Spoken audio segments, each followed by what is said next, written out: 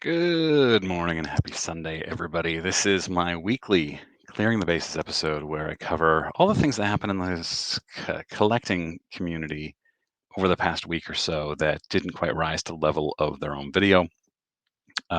This doesn't really have a big story, and usually I like to have kind of an anchor story for one of these. So, kind of all over the place this week. Hopefully, you enjoy. I'm going to jump right in. As always, throw some comments or a comment down below with your thoughts on any of these topics. I appreciate those. Here we go. All right. First of all, and I got some great feedback last week that somebody was looking for me to enlarge the text and the images. So I think I've done that, and hopefully this makes it easier for you to follow along. Again, you can let me know in comments. Topps announced that they are releasing in Topps Finest, which is returning, a base set where cards 1 through 100 are common, 101 through 200 are uncommon, and 201 to 300 are rare. And per box, you can expect to hit 28 commons, 6 uncommons, and 2 rares. It's such a common blue refractors are numbered to 200, uncommons are numbered to 150, rares are numbered to 99, and of course there's a 1 of 1 superfractor. And here's what they look like on the back. You can see here. This one is not card number 11. It's common. Card number 183 is uncommon. Card 225 is rare. I mean, it's nice that they simplify this by showing it right on the back. I thought, I don't know, it just seems so strange. I think I'd need to see, and this is really difficult to see. You've got all these commons, base commons, and then base uncommon, and then base rare. I don't know. It seems so strange to me that they would do this, an even number of cards, uh, 100 each that are common, uncommon, and rare.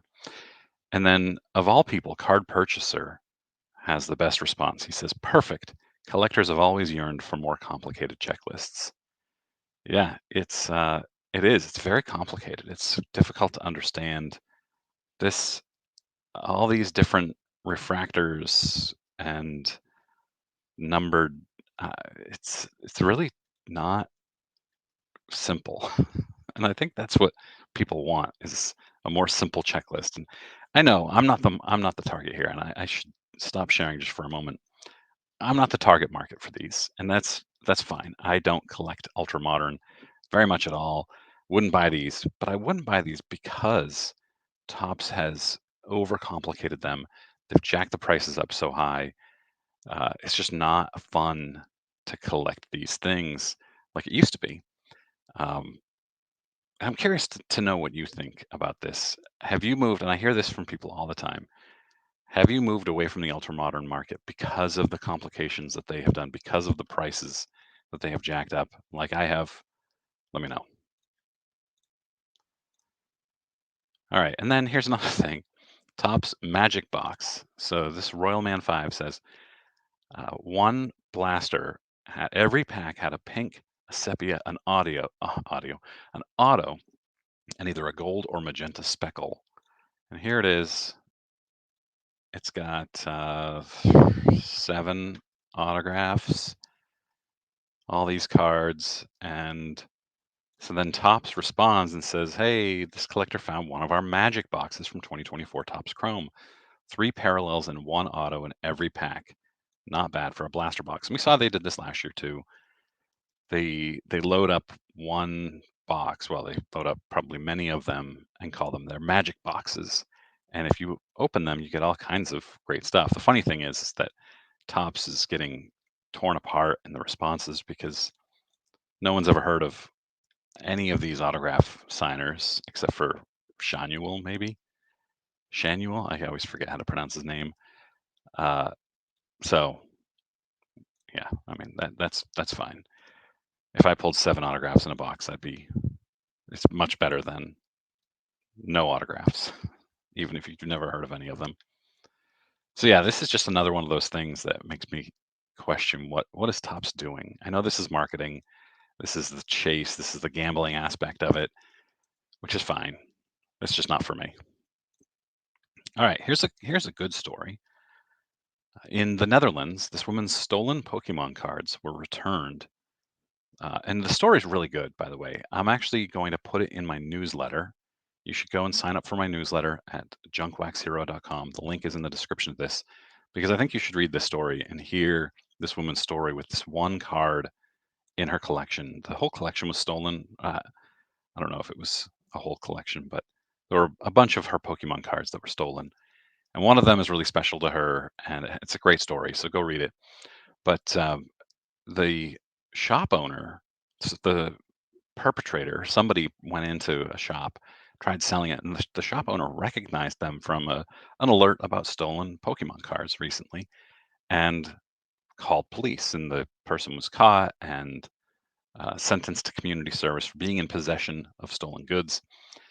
Uh, it kind of validates all those social media posts where somebody says, "Be on the lookout for these cards," because sometimes a good shop owner may actually recognize your missing cards. So again, junkwaxhero.com, and I'm giving away some Yaz slabs and a Bo Jackson slab. I'll be picking that winner tonight, putting that in tomorrow morning's newsletter. So make sure you're signed up. All right. This over on Sports Collectors Daily, they highlight this high grade, low pop 1952 Topps vintage card auction. Over 80 1952 Topps high grade cards. Longtime dealer Steve Novella offering them on eBay. I went and looked. Here they are. Eddie Pellegrini, PSA 5 is the highest current bid with 2.5 days to go, $3,200. And then you have a Mini Mignoso, $3,200. So all eights and above, I think. So I thought that was cool. Just do a search for 52 Topps and then sort by high price if you're interested. And then this is a big boy. You have the 1951 Bowman, Willie Mays, and a PSA 8.5. That's pretty nice. Current bid $310,000. That's pretty sweet. And then again, Sports Collectors Daily highlights this $275,000 in cash was stolen from a vehicle at the National Sports Collectors Convention. The dealer had $275,000 in cash in his car, and it was in a bag, and he had it with an air tag. But of course, the air tag and the bag were found. They swapped it out. They swapped the cash out. Yikes! And they haven't been able to find it. That's not great. And again, I will have this story in my newsletter this week if you're interested.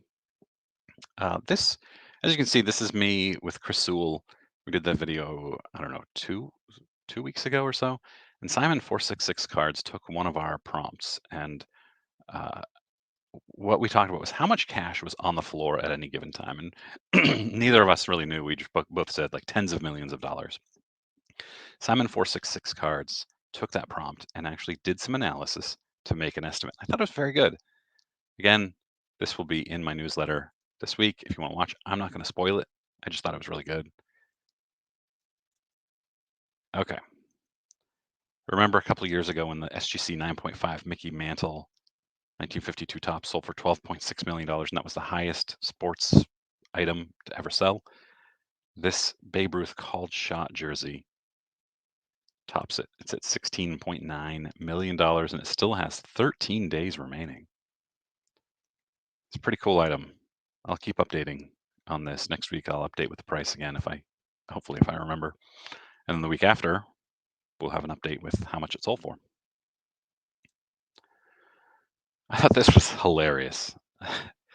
the collectibles guru, who's also known as Eric Whiteback or Ben Haynes, but he sold this account to a meme account, very popular meme account, and now he runs social media for Tops.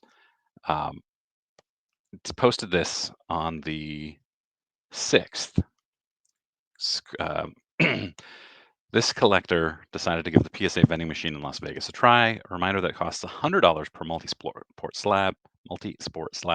This is what $800 got him. It feels like pretty heavy criticism of this. I mean, these are pretty terrible. And then Neo Cards and Comics did a video on how terrible this is based on this image and did a great job.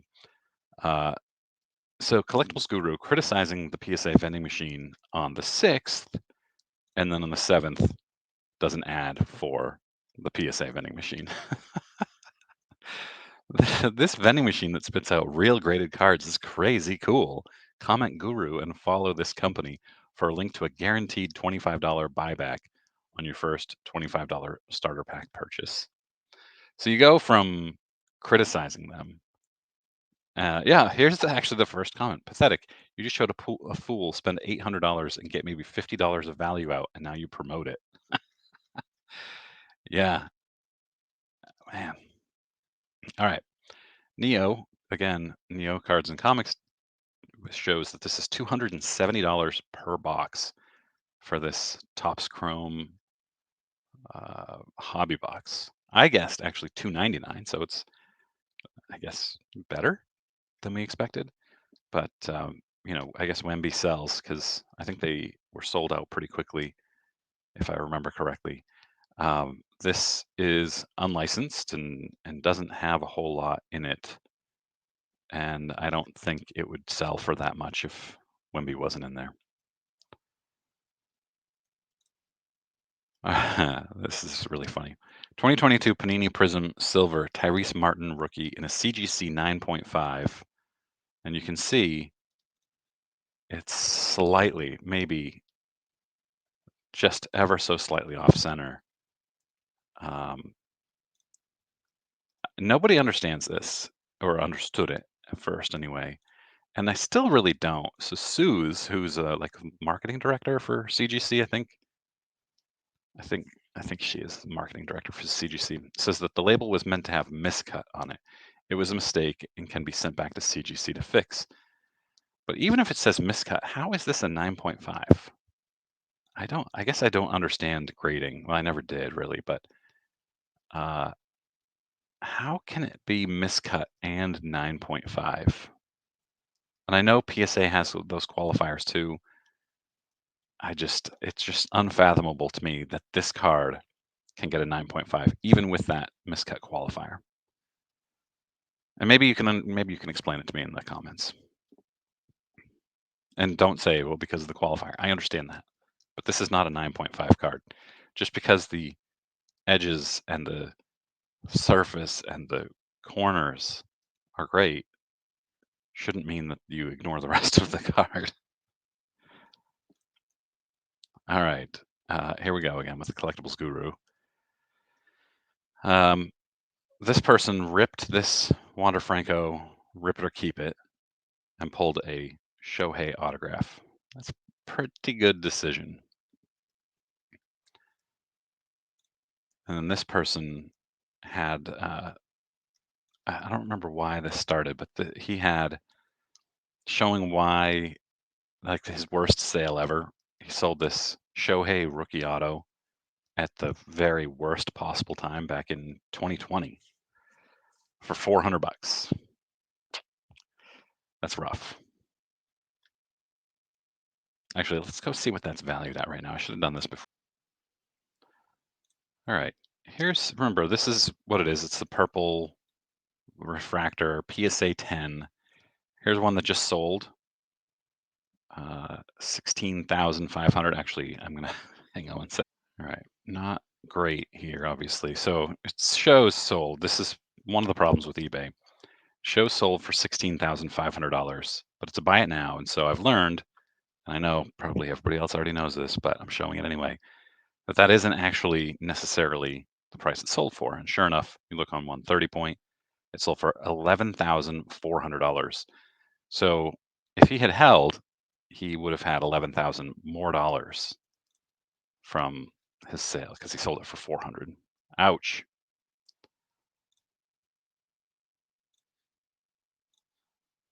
Make sure we're still going here. Awesome. Okay. Okay. Here's something good that Topps is doing. And now I feel like the collectibles guru is saying, I can't believe Topps is doing this. This is ridiculous. And oh, here's something Topps is doing. I promise you, I didn't pause this video and have them go and sponsor me in the meantime. Actually, yeah, no, I would never ever do that. Someone who buys a Topps Now base card from today's Team USA gold medal game will receive this one of one Steph Curry, LeBron James, KD triple auto. Card is the first ever LeBron Topps auto. Okay, I don't care about that. All three autographs are on card. And I watched the game yesterday. It was awesome. Steph Curry, they would not have won. They would have been silver medal winners with some of the best players in the world against Wemby and not much else had Steph Curry not caught fire there late in the fourth quarter. This game, I'm not a LeBron fan, obviously, but this is an awesome card. I love it, and you'd get a redemption. It says someone who buys Topps Now base card from today's Team USA gold medal game will receive this card. But I also read somewhere else that it's actually you receive a redemption. So either way, it's awesome. One of one. I I was kind of tempted to buy some, but I'm probably not going to. What do you think? Is this something you would chase? I've seen a lot of people talk about how they're going to buy as many as possible so they have a chance at it, and that's the gambling aspect of it. I get it. All right, Auburn 35, who always has these really, really interesting things, and Tiffany cards too. Heritage was displaying a counterfeit PSA 10 1986 Fleer Jordan at the National. The cert has been deactivated and the auction has been pulled. Here it is. Here's the card. And I read this. This explains it. The card is legit and very nice according to Heritage Auctions, but the grade is not legit. So somebody else was just as confused by this as I was, and the original person says, I was told by Heritage it could be that the person or persons might have received a PSA 9 on the card, then was able to somehow break it out and sonically seal the card using a PSA 10 label. That seems crazy. That and also great that PSA somehow caught it and was able to tell Heritage. Yeah, it's really how does that happen? How do they discover that? And but more importantly, how does somebody reseal a legitimate PSA slab, or was this one of those Etsy fake slabs? I don't know. All right, I had never heard of Travis Scott before, but apparently Topps is doing a Travis Scott Topps Chrome release, which is fine. This is again the collectibles guru. He writes, and remember, the original collectibles guru sold his account to Topps. Boxes are expected to be priced at about $300, but we'd estimate that they'll flip for thousands a piece. And so you got to wonder, at least I do, is Topps asking him to say this since they are affiliated in some way? Because this could boost sales. People saying, wow, they're going to flip for thousands. I'm going to buy a bunch and then I can sell them. Some retail arbitrage. It just seems to be a very strange thing to add into a tweet. All right. All right. We always end this on a good note. And these last two are fun. I told this dude on Facebook to coin the card. He coined it, and here it is. But he photoshopped in the card. Let me see. Look at this. It's so funny. I see this all the time on Instagram where people Photoshop in cards, or more accurately, they usually Photoshop in the coin.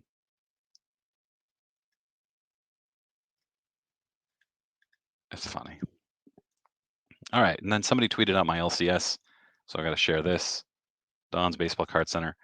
It's a great photo, and my friend, in real life friend Ryan, was tweeted this out as well, and that's how I saw it. But the one change I would like to see is them to light up this sign.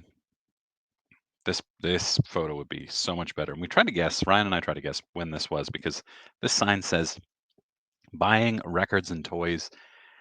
And I don't think the owner, who's been there for the last 2.5 years or so, would buy records and toys. Maybe I'm wrong, but yeah, awesome LCS in Portland, Maine. If you're going through, tell them I sent you. And remember, junkwaxhero.com, sign up. You'll be eligible for the giveaways, PSA slabbed, Bo Jackson rated rookie, and 5 Yaz cards. I'm doing one per week for the next 6 weeks. That's all I've got today, guys. I appreciate you watching. Let me know in comments anything you find interesting or any thoughts you have or anything I got wrong. I appreciate it. Hope you have a great Sunday.